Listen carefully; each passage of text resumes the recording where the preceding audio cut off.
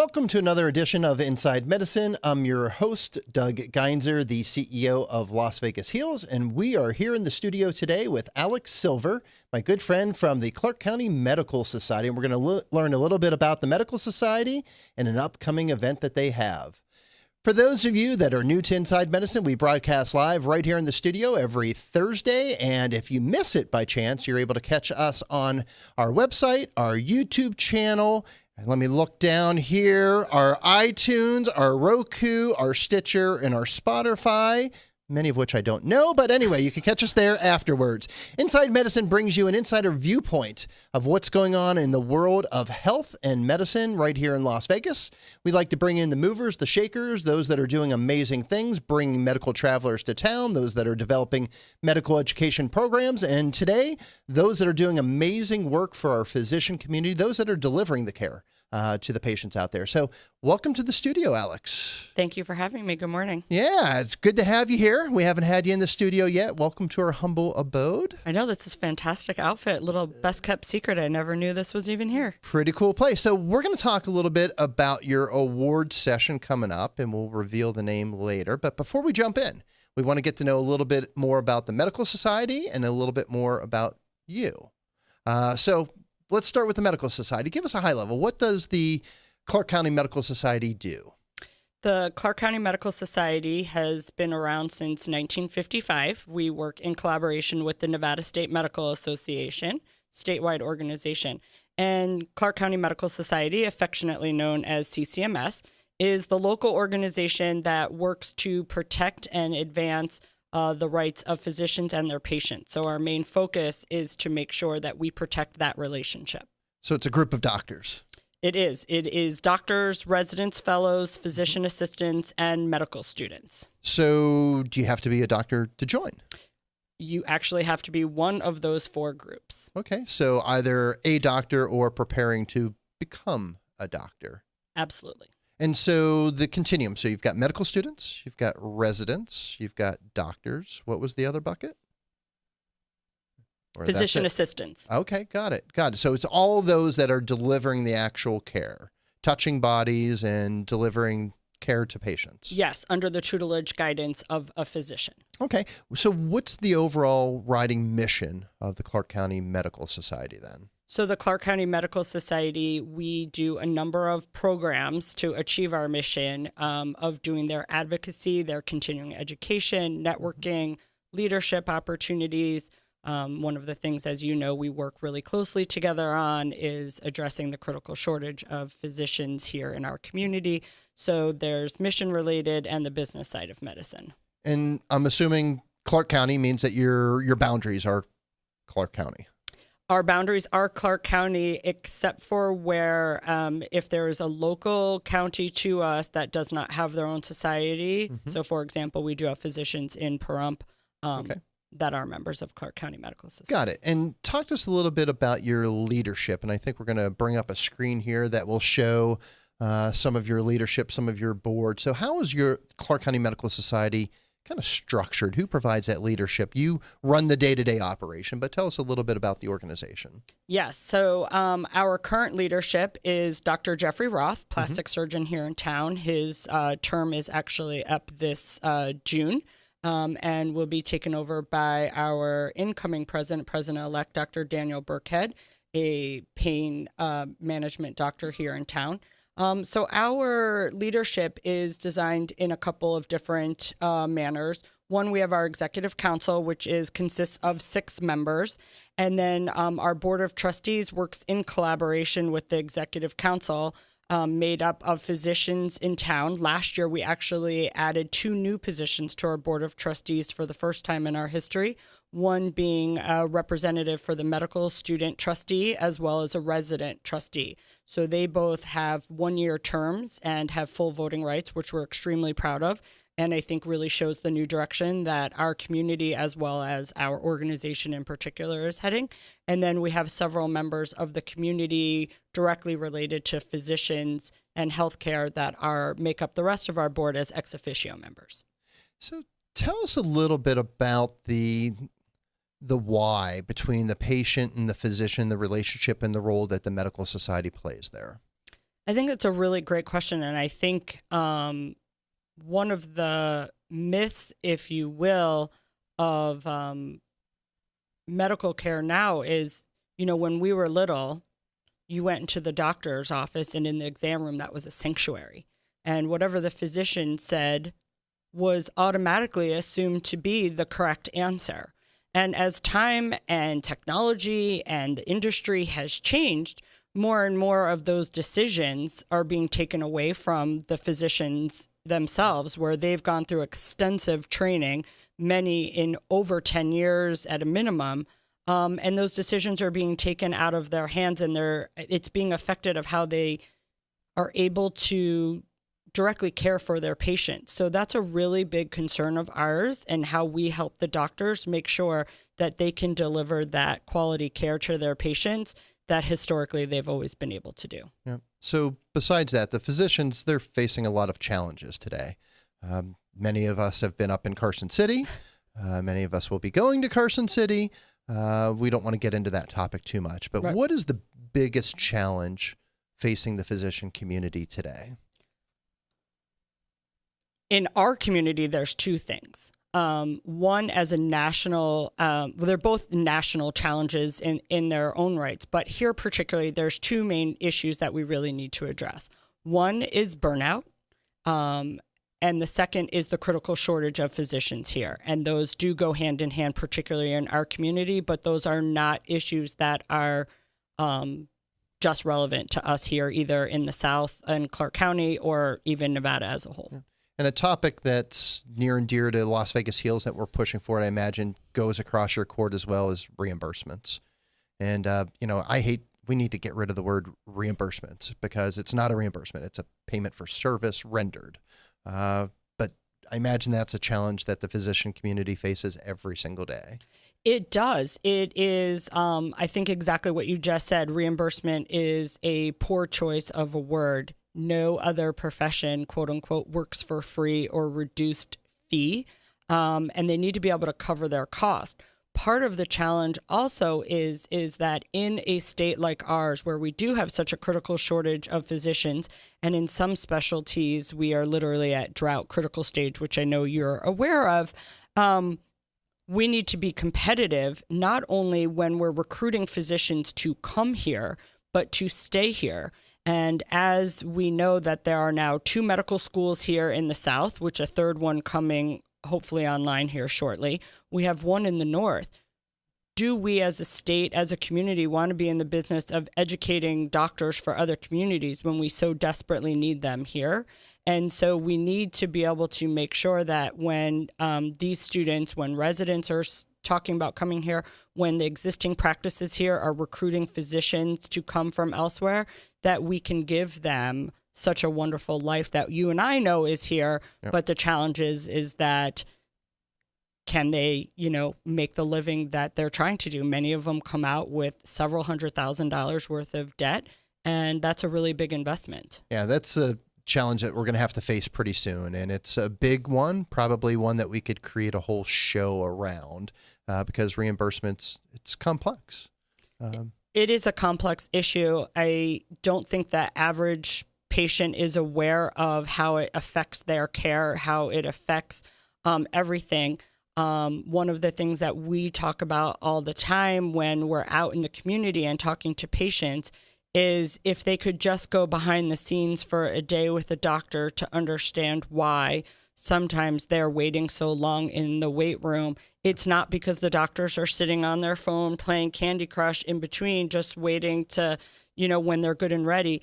A lot of times their staff is still trying to work with insurance to make sure that what they're going to do is going to be approved so that a patient doesn't get a surprise bill. They're also making sure that they can see everyone, like we just talked about the critical shortage. Yep. It's a big deal. There's a lot. It's a big deal. You talked about doing a whole show on it. You could do a series on that. Another day. But before we do that, let's talk about you. You're new to the Medical Society, but not. It's been a year and a half.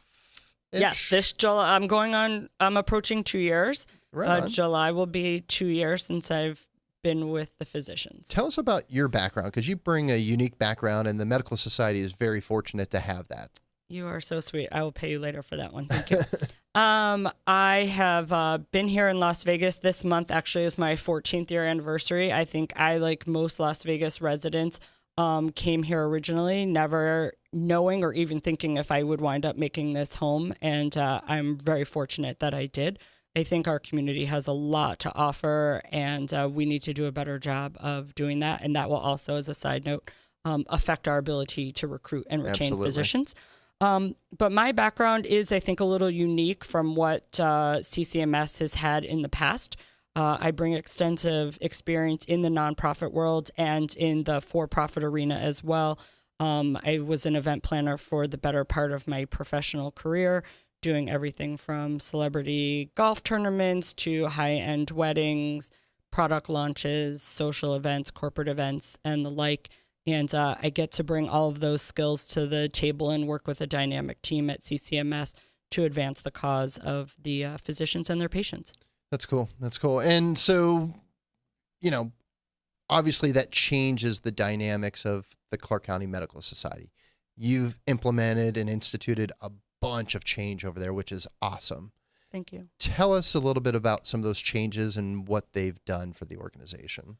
One that I can talk about in particular that I feel like I would term a little bit of my passion project. So coming from a nonprofit background, coming from a philosophy that we are partially here on this planet to leave it a better place than we found it, for each other and for the next generation to come. One of the things that I found when I came to CCMS is that we did have medical students and residents as members of CCMS. But candidly, it's a free membership, and they were given an application and told them that would be good on their CV, and it's great networking, and it's free, so sign up. But then it stopped.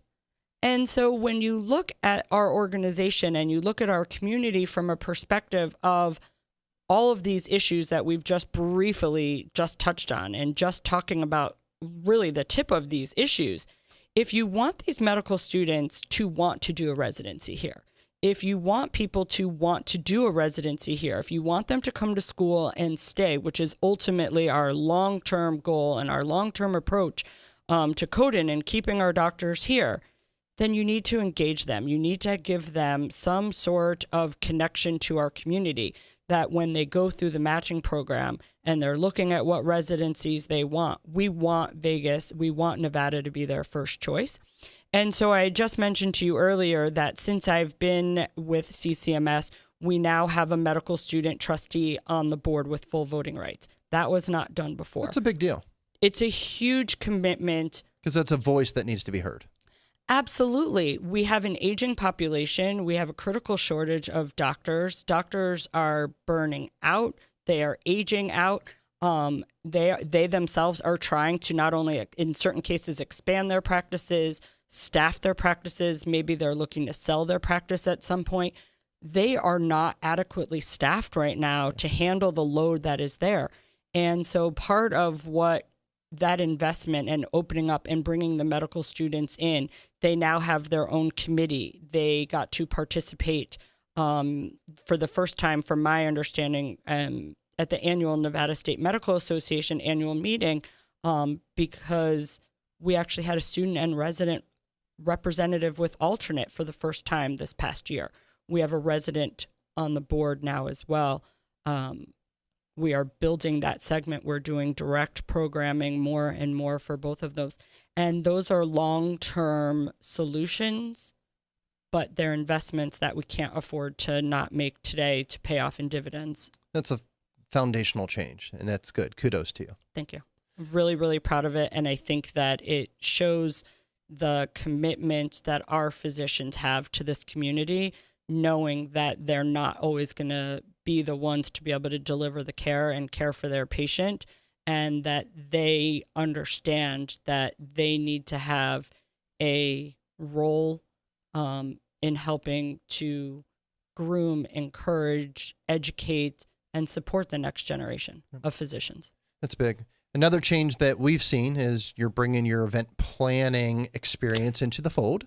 You've got a big event coming up, I believe, June? Yes, Saturday, June 1st. So I believe you're coming, right? I've got it on my calendar. So Okay, talk to great. us a little bit about your annual event and what goes on there. So Saturday, June 1st at the Bellagio will be our 65th installation dinner and award ceremony. The event has grown tremendously over the last few years. This year will be the first time that we're at the Bellagio, and we really take this opportunity to showcase not only the success of our organization, but to really highlight the success of the physicians and their partners in the community to deliver the quality care that they do on a daily basis.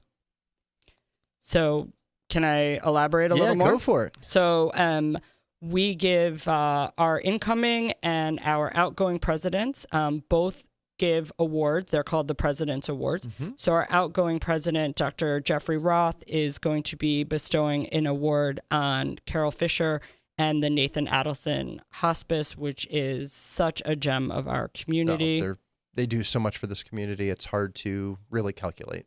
They're really, really incredible, and they do it as a nonprofit as well. So, I think that they're a perfect example when people sometimes talk about Las Vegas not having quality care. They're definitely one of the first organizations that I showcase and talk about how blessed we really are.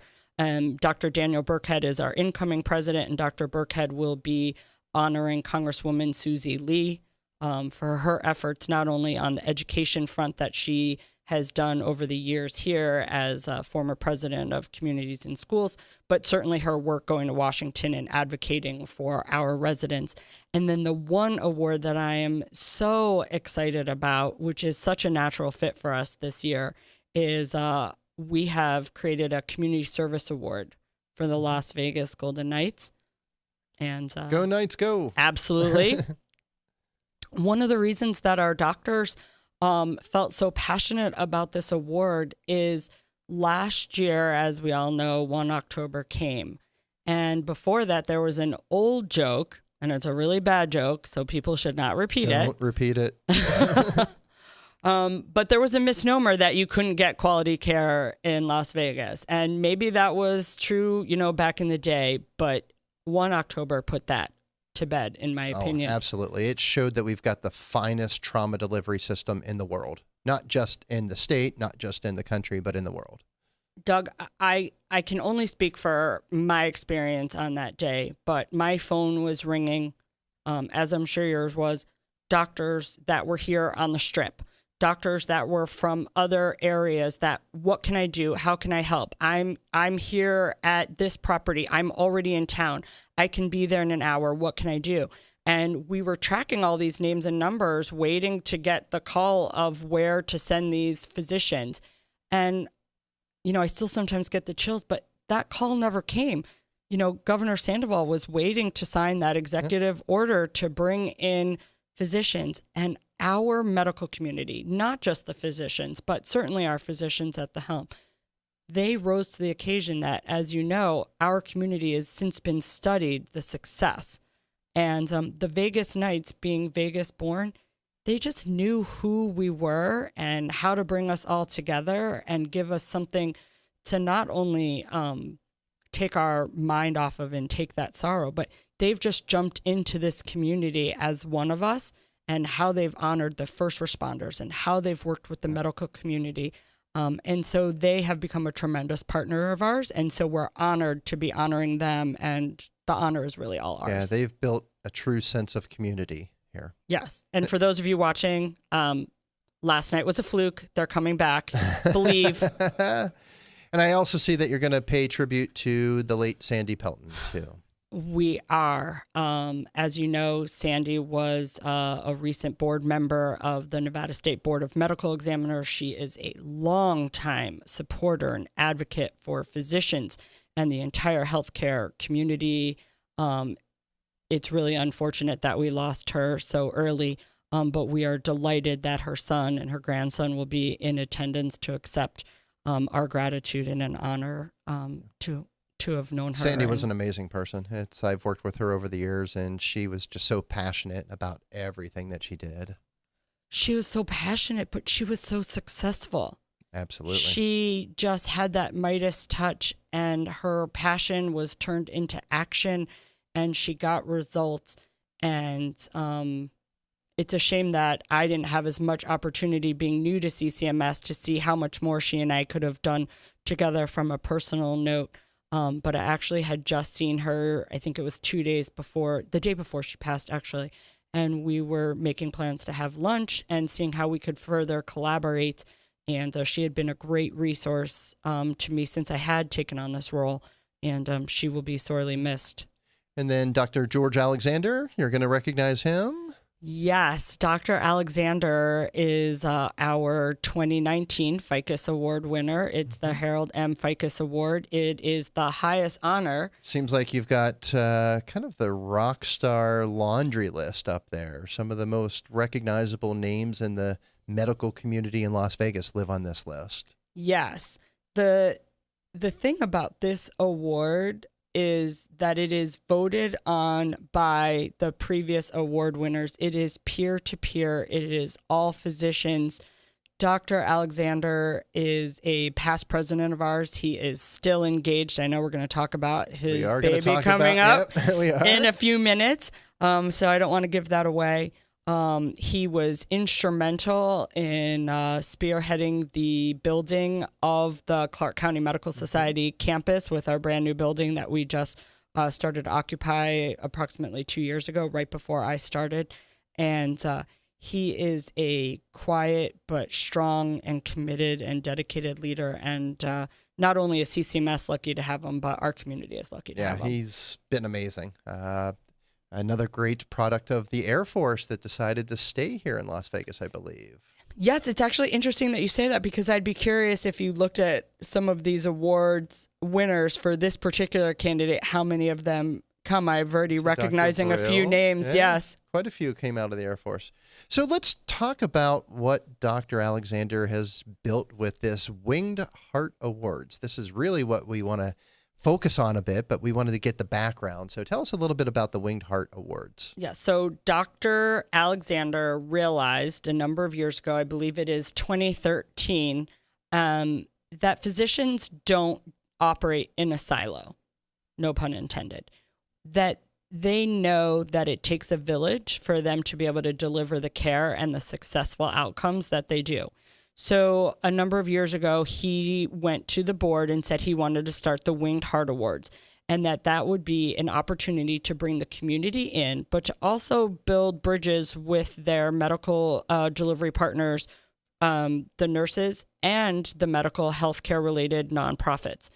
So for the past few years, they've been doing the Winged Heart Awards. Every year, it's an award program where the community actually gets to nominate a nurse or a healthcare organization that is based here locally that has gone above and beyond. So as we were discussing earlier, at last year's event, I had only come on board July of 17, sat down with Dr. Alexander in September of 17, and wanted to learn a little bit more about the Winged Heart Awards, how I could help, and really get to know him as a leader of our organization, but also of our community. And in that conversation, we decided to add the first responder category for the first time for the 2018 Winged Heart Awards, not knowing that literally a few weeks later, we would have 1 October. So it wasn't in response to 1 October, but the timing couldn't have been more serendipitous. So now the Winged Heart Awards bestow an award on the first responder category, nurse, healthcare, medical related nonprofit. And those nominations can be submitted through our website. They need to be local candidates. And then there's a small committee within the Clark County Medical Society physicians that will determine the award winner. And it is for those individuals that have gone above and beyond in their role, like I said, either as a nurse, nonprofit, healthcare. So last year, you honored or awarded Charleston Hartfield, not quite a doctor, but should have been. So talk to us a little bit about the importance of this and why I also slipped on doctor. So like I said, last year we added the first responder category. The photo that you can see right here is actually Dr. George Alexander and the late Officer Charleston Hartfield's family accepting the first ever Winged Heart Award for a first responder category member ever. The beauty of this photo is that for those of you watching, and Doug, you probably recall, I'm going with the doctor thing. It's contagious. Officer Hartfield was the officer who was off duty at Route 91 and in trying to save lives at the concert, lost his own. And so we got a number of nominees in this particular category, as you can imagine. But there was no greater sacrifice than what he did that day. And the one thing that I learned that day, as the family had arrived and I greeted them at the event and went to introduce them to Dr. Alexander, is that Officer Hartfield's son actually is an aspiring physician himself. So that's why I kept slipping doctor, because that gives me chills. I have the chills now. So I made sure that day to introduce their son to a couple of our leadership doctors to build those relationships and let him know that he can achieve any of his dreams and that we certainly need him in our community. Physicians are a rare breed. It is a calling to do what they do, and in particular under circumstances like 1 October and some of the things that they see on a daily basis. When that video was shown at our event to honor Officer Hartfield and have his family come up, I don't think there was a dry eye in the place. There was no one not on their feet. And it's why we do what we do. That's right. So it's a pretty big deal, these awards. How does somebody from the community nominate somebody for a Winged Heart Awards? It's a great question. So if they go to the Clark County Medical Society website, it is www.clarkcountymedical.org. If you scroll under events, I don't think this is the initial screen right now on our website, but I know that is in process. But if you go right under events, it says Winged Heart, and you can go right there and click on a little black button that says Submit Nomination. It is super easy. A number of our partner organizations have it on their website as well. So again, for the audience out there, what are the categories? And once again, if you want to repeat where they could go to nominate, because that's what we really want to accomplish. Absolutely. Today. So you can nominate a first responder. It can be fire. It can be paramedic. It can be police. Someone that is officially in that category where they put themselves on the line every day here locally. The second category is nurse. And the third one is a medical or healthcare related nonprofit here locally in our community. And the simplest way to do a nomination is to go to our own website at www.clarkcountymedical.org. Go under events, you'll see the Winged Heart Awards, and the nomination process is pretty quick. Very good. Well, I want to thank you for coming on the show and giving us a little bit more information about the Clark County Medical Society, your annual conference or your annual dinner, and the Winged Heart Awards. But we've got to bring the episode to a close, but we're definitely going to have you back on the show in the near future. I so appreciate you having me. Thank you so much. Yeah, you bet. For those of you that are joining us, again, you could see us online on the website, on our YouTube channel, all the various channels, and we look forward to seeing you next week right here in the studio for another edition of Inside Medicine.